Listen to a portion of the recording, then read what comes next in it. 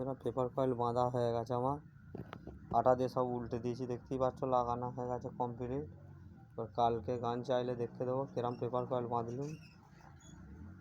তো সব ফেটে গেছিলো যে পাল্টে সব নতুন লাগানো হলো, স্পাইডার কয়েল ফয়েল সব পর্দা পেপার গার্ডার সব স্প্রিং সব দিয়ে রেডি হয়ে গেছে। মালটা এবার কালকে ফিটিং হবে মালটা। আজকে আটা দিয়ে রেখেছি, কালকে টানবে, এখন 24 ঘন্টা টানতে লাগবে এটা। কালকে চাইলে দেখাবো কেমন চলছে মালটা, পুরো ফিটিং করে অল কমপ্লিট ঘষে মেজে সব রেডি করে পুরো কয়েল বেঁধে দিই। কালকে এবার ঝালাঝুলি করবো, ঝালাঝুলি করে তোমাদের চাইলে দেখাবো কিরম লাগছে। ঠিক আছে বন্ধুরা, দেখতে থাকো কেমন লাগছে। সব পুরো ফিনিশ।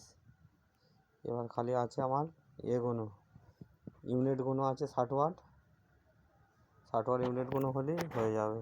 কী বুঝলো বন্ধুরা, 60 ওয়াট ইউনিটগুলো আছে, 60 ওয়াট ইউনিটগুলো কালকে বাঁধবো।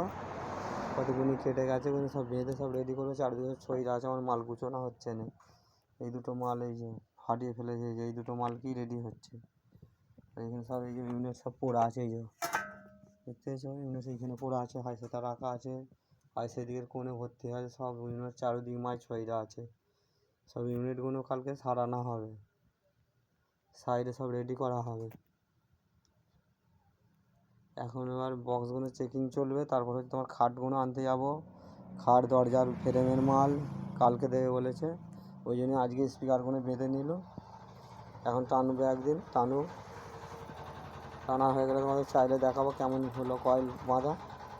কয়েল বেঁধে কমপ্লিট করে দিয়েছি, পেপার কয়েল সব নিউ বেঁধে দিয়েছি, বেঁধে রেডি করে কমপ্লিট হয়ে গেছে। দেখতে পেয়েছো সব উবুর করে দিয়েছি, আটা দিয়ে সব উবুর করা আছে বন্ধুরা। এসব আটা দেওয়া হয়েছে, দেখতে পেয়েছো নতুন করে বাঁধা হয়েছে, পুরো চকচক করছে। দেখতেই পাচ্ছ কমপ্লিট করে বেঁধে দিয়েছি।